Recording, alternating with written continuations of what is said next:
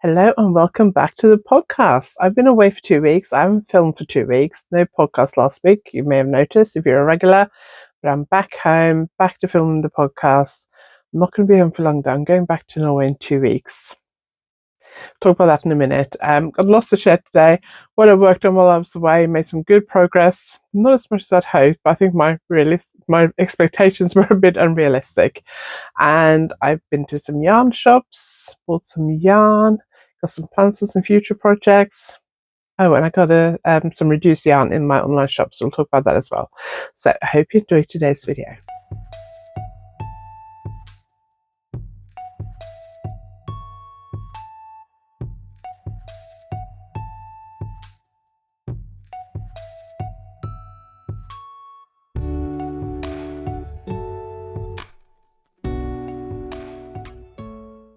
If you're new here, my name is Anniken. I design knitting patterns. I teach knitting workshops online and in person, and I sell yarn through our website YarnAddict.co.uk. If you like this video, please give it a thumbs up, and if you haven't subscribed yet, please consider subscribing. I'm teaching some workshops at Black Sheep Wools. I'm going up there next week to teach filet crochet and something else.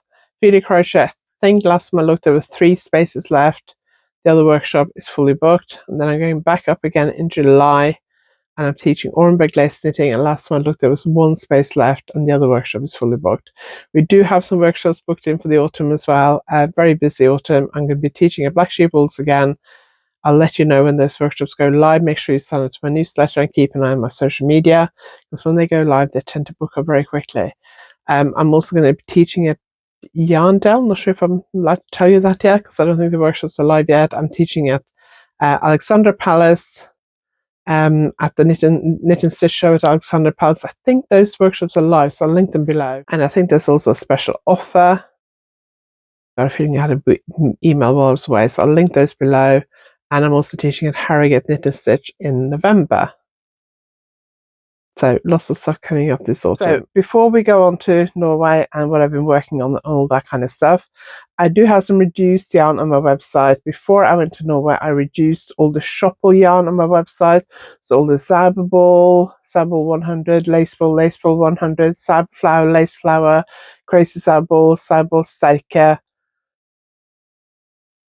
I think that's it. It's in the reduced section on the website. And this morning I have reduced some of the Manos yarns.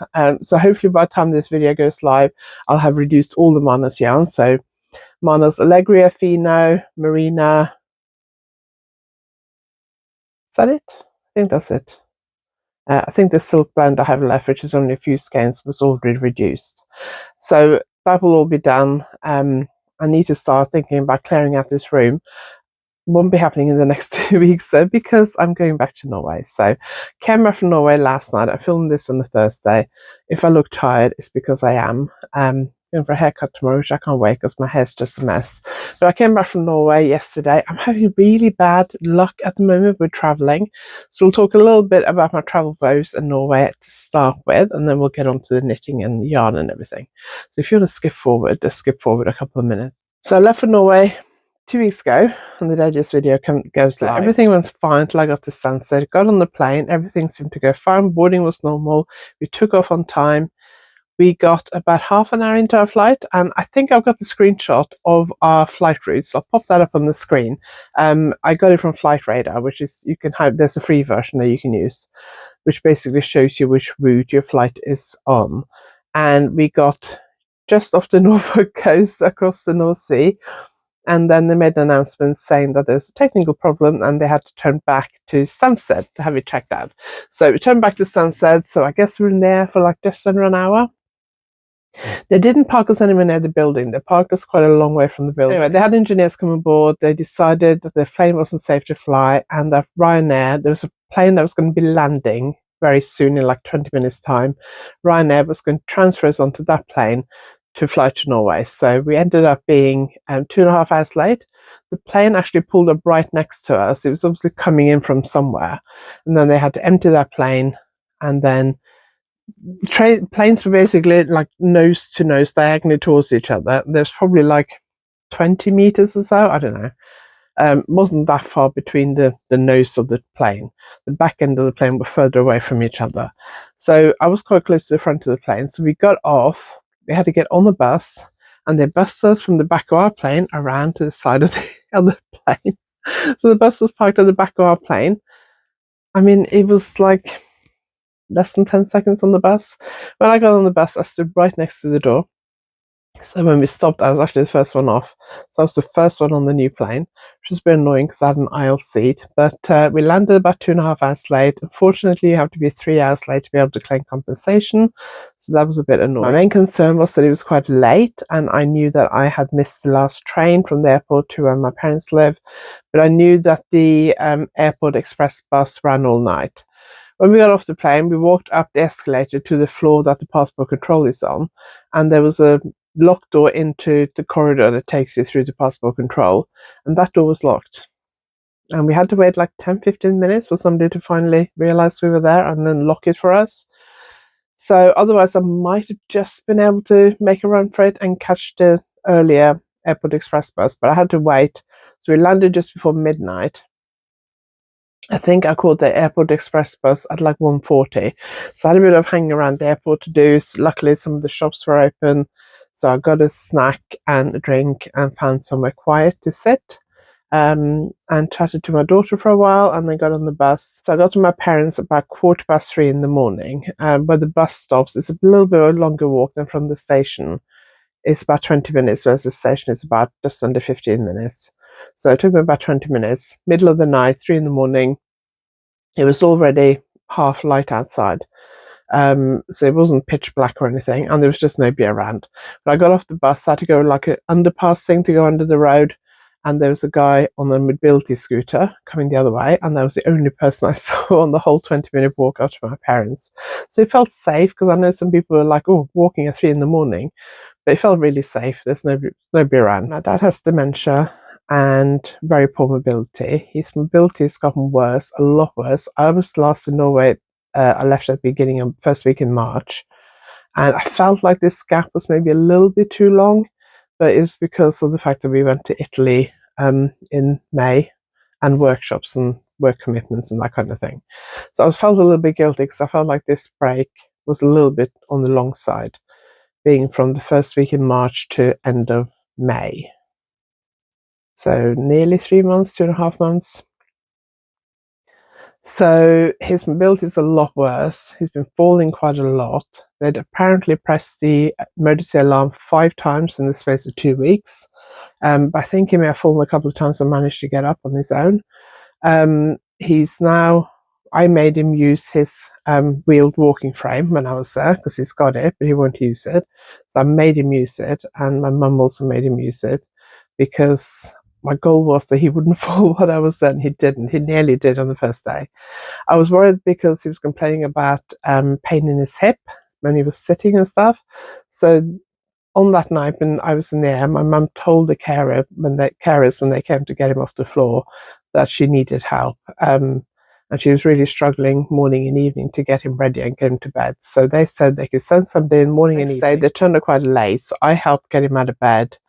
He showered and stuff himself. He couldn't get himself dressed, like trousers and socks he couldn't get on at all. Shirt he was struggling with. He could button his shirt better than I could with my nails, which aren't that long, but too long to button shirts. So I managed to get him ready. Then the carer came and I asked about his hip pain, and she said, I don't think it's broken if he's walking, but I know that my mother-in-law broke her hip in the care home and they didn't notice it for a few days. So I was very concerned about that.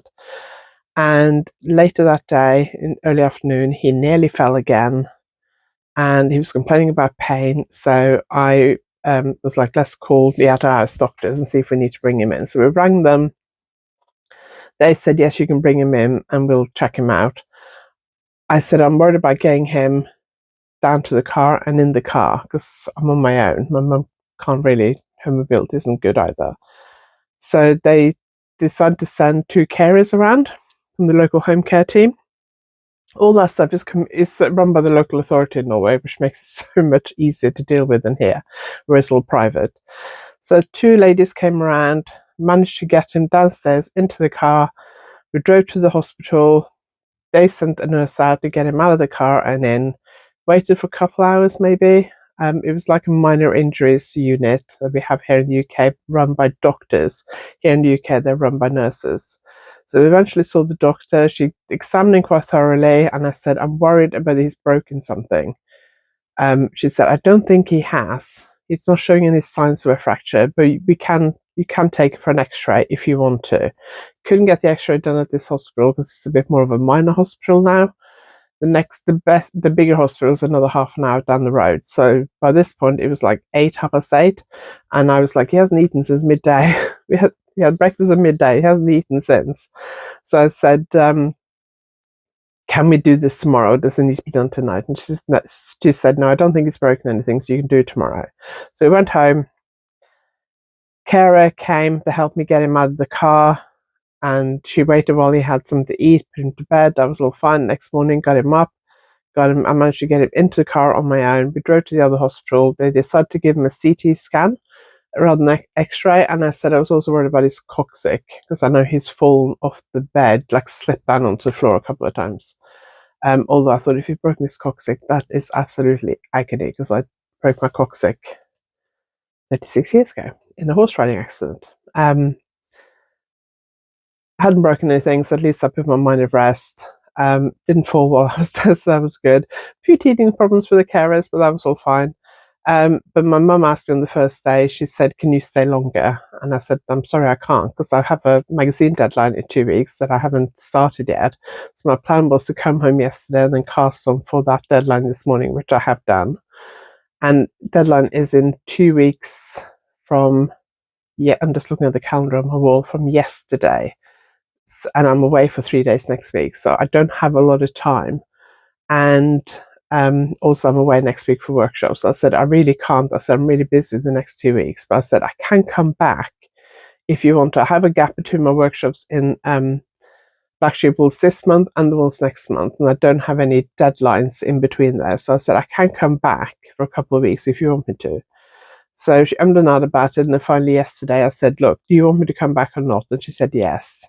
So I booked my flights to go back yesterday.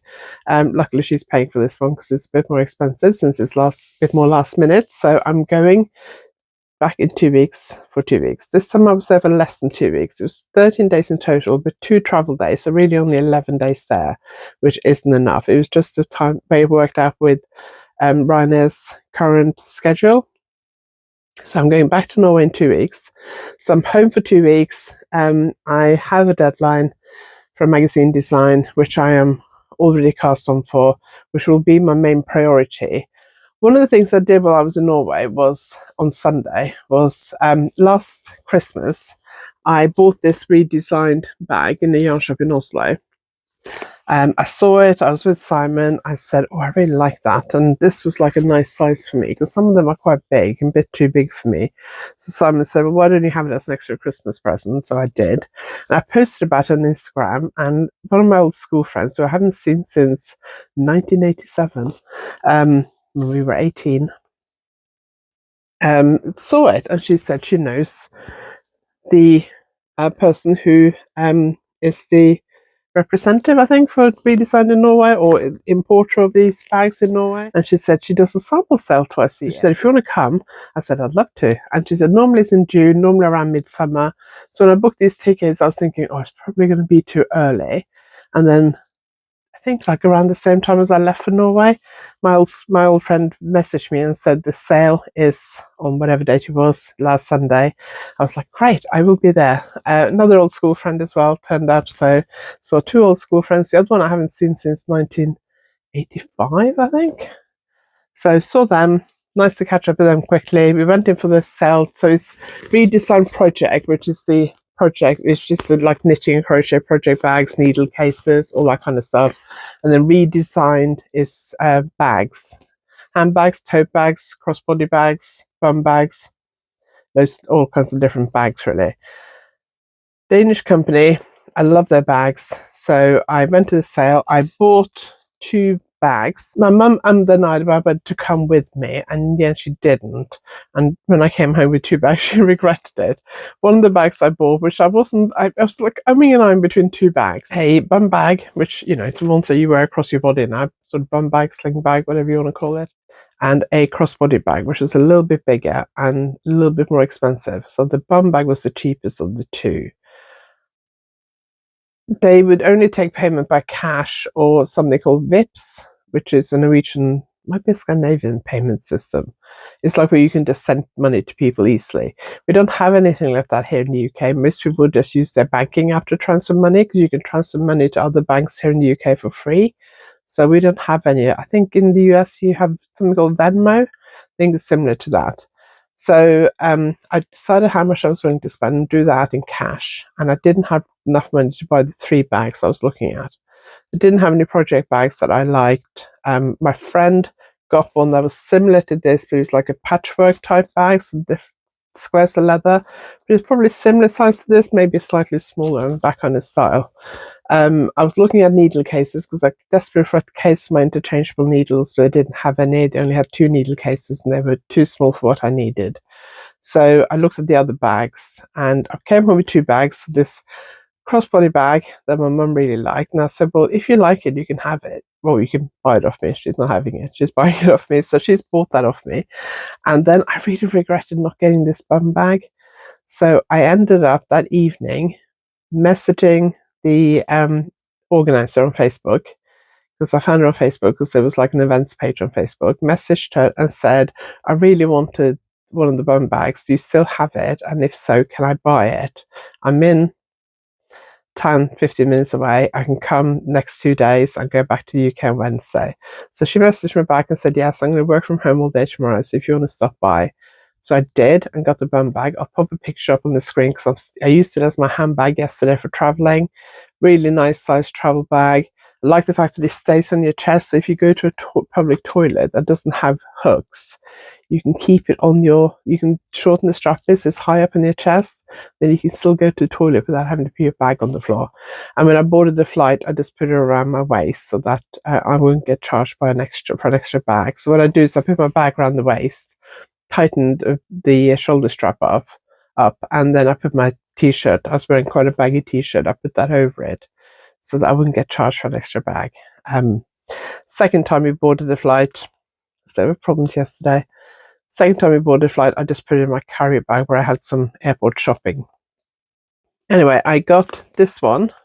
So I got the bum bag and I got this one. So this one has a wrist strap and a crossbody strap. It's in the dark cherry colorway and it has like several pockets inside. So I thought that's quite a useful bag for like running errands. I thought it would make a good travel bag. I ended up not using it on the way home because I thought it doesn't take up a lot of space. It's probably easier to put that in my backpack. So I got that and I got the bum bag. I'm a bit upset that I couldn't find the needle bag, but she's doing the next sample sale in November. So I said, if I'm in Norway, then I'll come. If I'm not, she said, if you're going to be here just before that, she said, send me a message and I can always arrange for you to come around. You can just have a rummage through the stuff I've got for the sample sale. When I went back for the bum bag, she said, oh, your friend just rang up. She's coming as well. So she turned up. She'd actually gone back. She lived like a few minutes walk away, I think. She'd actually gone back and bought some more bags that same day. And then she came back the next day for a bag for her daughter. So we both had the same idea. So I'm really excited. I really enjoyed that. Before I show you what yarn I used, just very quickly, because I hinted at it, coming back yesterday, luckily I didn't go to the airport ridiculously early. Got to the gate, they checked our boarding passes and passports and stuff. We were in they have this little room by the gates in Oslo airport, waiting there. The plane came in, they disembarked, and there seemed to be a bit of a wait after the previous flight had disembarked before they started boarding us, and the staff member who was at the gate disappeared down to the plane for quite a long time. And I was like, what's happening? And I was keeping a watch because there wasn't anywhere to sit, and I was getting a bit annoyed at having to stand because it was hurting my back. So eventually she came back up, made an announcement to say the pilot had been taken ill, so they had to, Ryanair were going to send a new crew from London one point she said they're sending a new crew and plane, but I tracked the plane on Flight Radar, and they actually sent a little private jet, but presumably just a new pilot. Can't imagine they sent a whole new crew. But anyway, we were about 3.5 hours delayed. So then I was worried about catching my train. And this is why I always leave a really long time between my trains to and from London and my flight. And normally I will end up spending like 5-6 hours at Stansted and 5-6 hours in London. But I'd rather do that than worrying about missing my train. Because if I miss my train, I have to pay for a new ticket. So we were due to land about midday. We landed about just before 4, about 3:30, I think. Yeah, about 3:30. And my train from Paddington was at 6. Normally I get there hours before and I have a nice meal somewhere, and I've been thinking, because I thought if everything goes smoothly at the airport, I should be at Paddington about 1, so I'll have about 5 hours. So I thought maybe I'll leave my bag and left luggage and go to the V&A or something, maybe hire a line bike and go for a ride around Hyde Park if the weather's nice, then go to the V&A and have a look around for a couple of hours, then come back and have a meal. But so when we were delayed, one thing, you don't know whether the delay they say, because they said it's going to be about 3 to 4 hour delay. You think, well, is that actually true? Is it going to be more than that? But it wasn't. They were, I think it was about 3.5 hours in the end. Got there an hour before my train, so that was plenty of time. So I've had time to get something to eat and buy some drinks and snacks for the train and all that kind of stuff. Train home was packed. So when I saw my friend, when I went back to get the bum bag, my friend had rung up while I was on my way down there. So there's a friend of hers who was the organizer of this event. So she had told her that I was coming. So my friend came around, and she's also a knitter, and she'd knitted these cowls. She sent me the pattern. So if I can see the name, I'll link it. I don't know if it's a Norwegian pattern. It's a cowl. It's short at the back, and then it's got this long V thing at the front. Really pretty pattern. She had a pile of these that she'd knitted, and she said to me and the lady who sells the bags that we could choose one each. It's knitted in Drops Air. She gave me a little bag with a sample of the yarn and the label, which is really useful. She had one for each cowl. They're in 2 sizes. I'm not going to put it on because of my microphone. It's really nice. She had a variety of colours and 2 sizes, I think. It looks really nice, so I'm quite excited. I don't normally get things knitted for me, so it's quite nice. If I can find she sent me the link to the pattern. If I can find it, I'll link it below, and I'll put the name on the screen if I can. One day I had to go and take my mum's car to the garage because there was a warning light coming up. So I looked around for yarn shops nearby. I wanted to go to Oslo one day, but I realised that wasn't going to happen. I thought this is just not going to be enough time to do that, because I want to go to a yarn shop called Strikkefeber, because they moved into a bigger shop. I've been there once before. They're a bit out of the city centre. They moved to a bigger shop closer to the city centre. So I wanted to go there, but I didn't get a chance. So I was really keen to visit a yarn shop that wasn't my mum's local yarn shop, and preferably a new one. So I did go to had to take the car to the garage one day, so I looked to see if there was any yarn shops nearby, and there was one that I hadn't heard of before. It's called Garn Shopper. Garn is yarn in Norwegian. Shopper is slang for shop. Garn Shopper. And it's in Moss, but it's not in Moss city centre, it's on the outskirts. So I drove past there. It wasn't that far from the garage, like 5 minutes from the garage, and I picked up these 2. So I looked at Drops Fabel Sock-yarn a while ago, and I thought, I fancy trying it. I think I've used it before, but it's a long time ago. I actually nearly bought a purple colour, and I kind of wish I had. Then I saw this, and I thought, oh, that looks nice and bright. Maybe I should get that and knit socks for Simon. When I came out and saw it in daylight, I was like, oh, I'm not sure. It's a bit more brown and orange than I realised. It looked bright. It looked brighter in the shop, but the shop was quite dark. So anyway, socks for Simon at some point. And yes, I know I said I wasn't going to buy any more standard sock yarn because I have enough of that, but I kind of, having gone in, I kind of wanted to buy something. I did also, because they had various accessories and tools, I got a little tiny screwdriver because they're always useful to have. And I needed one when I was doing handle for one of my clutch bags a few months ago. And then they had loads of like bag findings, so it's called bag things. So I bought that just in case I decide to knit a bag, and that could come in useful. It's only about £5 or something, so I got that. So I could have just bought those two things and not bothered with the yarn. I still would have spent money in there. I feel bad going into a yarn shop and not spending money. And then another day we went to a nearby town called She. There's a very nice yarn shop there. I don't think I filmed anything. I can't remember. If I did, I'll pop it on now, but I don't think I did. But I've been there loads of times before. I know I took some pictures. I'll put those up. I looked at Sandnes Garn Tin Lina, which is linen blend. It is 53% cotton, 33% viscose, 14% linen. And it has about 200 and something. Hang on, where is it? 220 meters for 50 grams. I saw this really beautiful lilac color, but I didn't buy it because I thought, do I want to do or not? And then I popped into my parents' local yarn shop on the last day because I had to go and do some grocery shopping. So I thought I'll pop in, just have a look. And I thought I'll get a ball of Tin Lina and knit a swatch and see what I think of it. So I got this colorway. They actually have a really beautiful lilac color.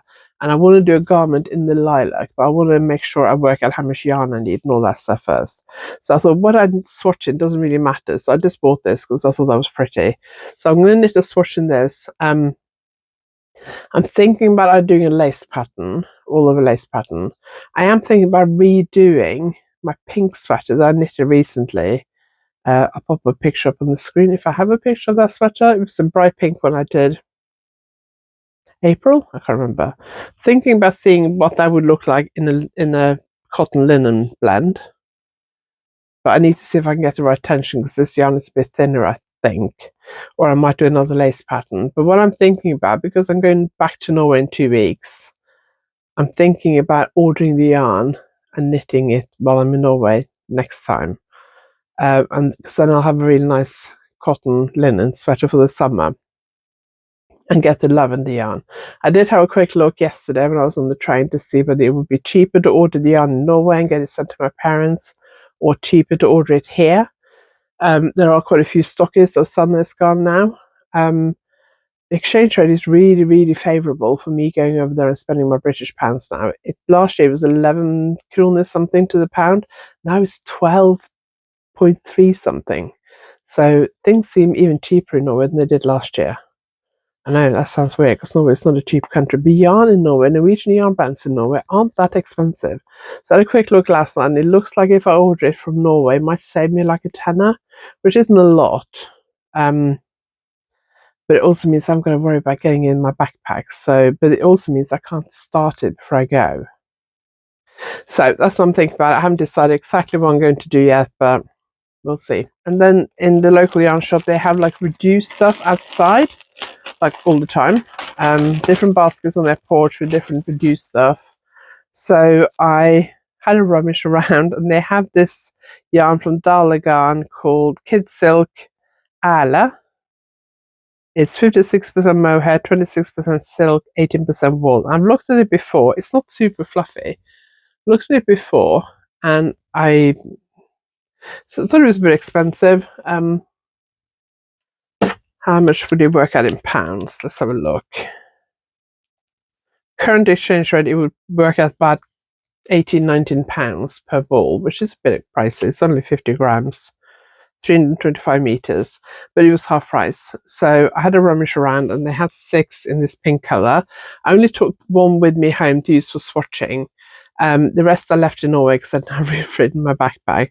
So what I'm thinking, I'm going back again at the end of August. I might do it then if the weather's not too warm, or I might do it when I go back in the autumn. But at some point when I go to Norway, I will knit a sweater in this. But I thought if I get one ball, take it home, so I can knit a swatch and write the pattern and everything, and then I can start with this, and then I'll have the rest of the yarn in Norway. So either at the end of August when I go, or in November, which I haven't booked yet, but I'm probably going to go in November. It's not like super fluffy like some mohairs. So, but I only bought it because it was half price. Because I think that's quite a good price. So, how are we doing time-wise? Okay, another thing I was working on, we'll get to my main project in a minute, but I did take my Truly Hooked Formula One collection Lando's helmet colorway socks with me. I thought I would finish one sock in Norway. I didn't work on it on the way there. I worked on it in a few coffee shop visits. I only did that much. So I was just above the toe, like a couple of rounds off the toe before I left. I only did about that much, half the foot. So not very good really. But I only worked on it when I was out of the house, and that wasn't that much. And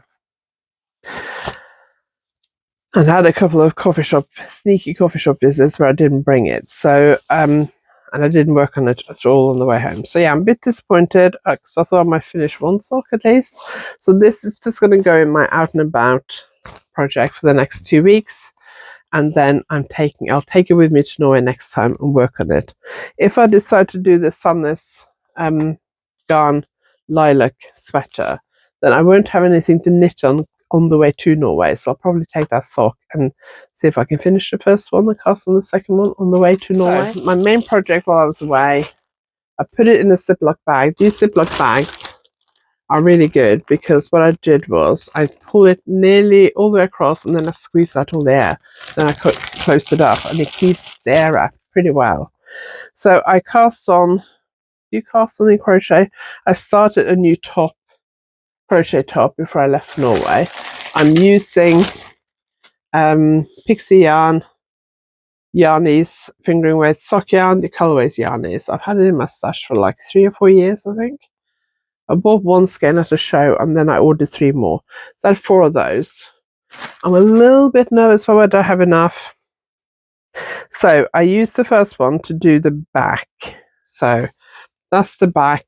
So I did the back till I ran out of yarn basically. It's a filet crochet pattern, but it's not that visible till I block it. I'm hoping it'll pop out a bit more when I block it.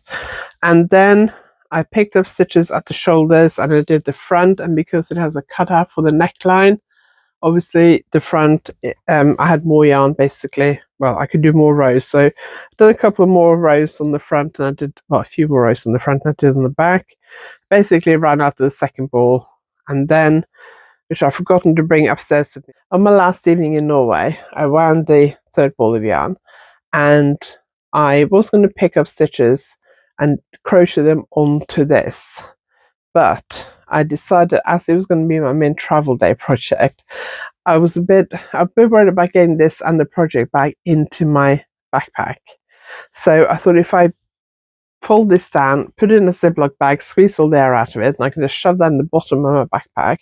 Then I can have the sleeve, do the sleeve separately, have that in my project bag, and then that can just stay on the top of my backpack, and it's easier to get in and out, and it's smaller to work on.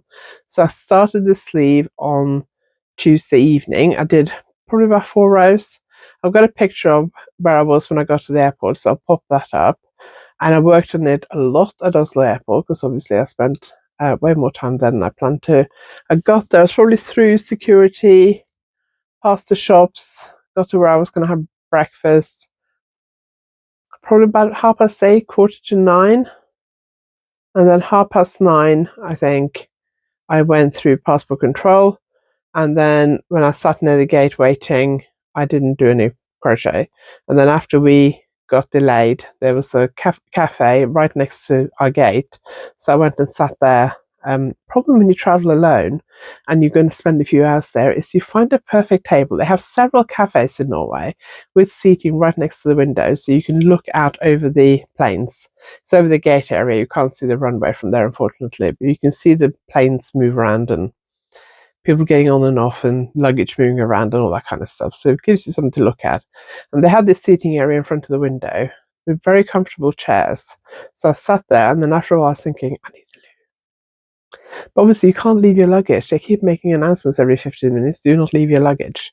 There's a Norwegian couple sitting behind me, behind this little pillar between me and them that I talked to a little bit earlier. I thought, could I stand to keep an eye on it? In the end, I thought, well, I'll just risk it. So I packed up all my stuff, grabbed my bag, went to the toilet, came back, and my seat and my table was still there. But that's the problem when you travel on your own, is you can't just leave all your stuff and wander off. What do you do? Do you ask someone to look after your stuff? I mean, I've been asked before. on beaches. Loads of times in Spain, so I've now been asked by somebody on the beach who's on their own if we can keep an eye on this stuff while they go for a swim.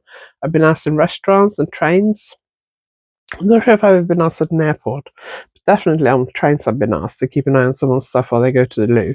I make sure on the train I go between stations and then I don't worry about it. I take my bag with me, which has all my valuables, my passport, if I'm traveling, card holder, phone, all my valuable stuff, just in case. But anyway, so I've done this.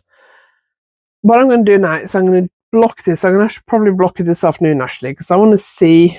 At the moment, it's kind of like waist length, but it's quite stretchy. So I want to see how much it will block out by. So I'm going to block this today. I'm also going to see how far I may also block out the sleeve, what I've done so far on the sleeve. And then I'm going to pin the sleeve into the body and try it on and see how much more I need to make it to make the sleeves and the body long enough. I'm hoping I can get 2 sleeves out of 1 skein of yarn and then use the final skein to lengthen the body. Basically, I'm just going to do the best I can with the yarn I have. I would like to finish this before I go back to Norway in 2 weeks so that I can wear it.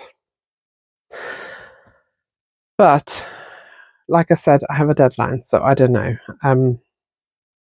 What I'm going to do with my deadline project, which is in here, it's cast on, I'm halfway through the first row, is I'm going to sit down this afternoon. I was going to go to the gym this afternoon, but I think I'm not going to bother because I'm quite tired.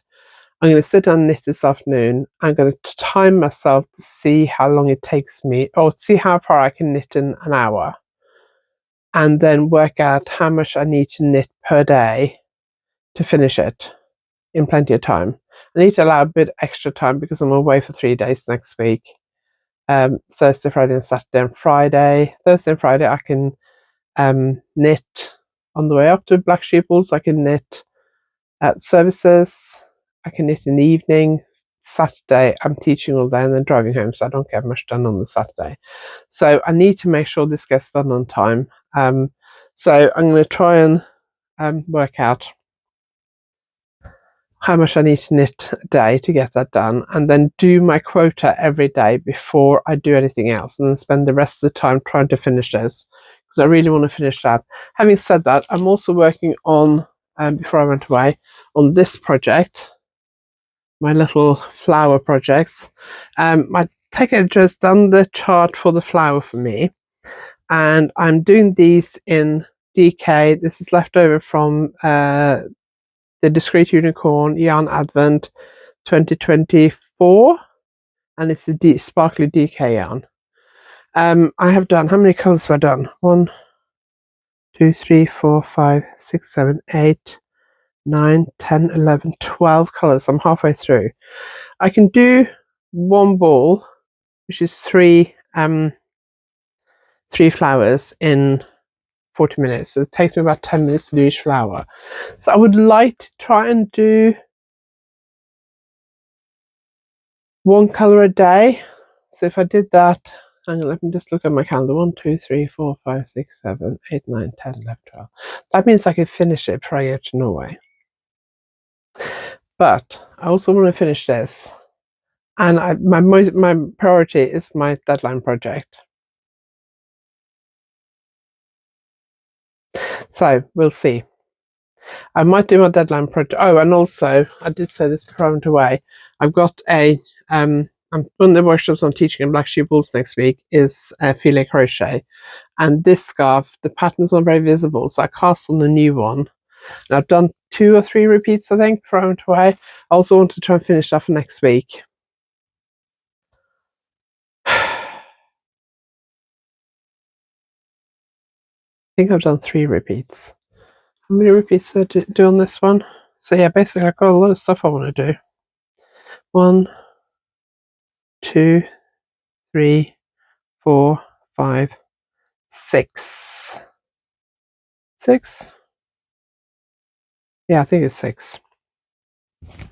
Or 7. 6 or 7. I don't know. What would you do? What would you prioritize? Kind of want to do this top because I want to see if it works for what I wanted it to work for, which was like a lightweight summer top. So let me know what you would do, because I don't know.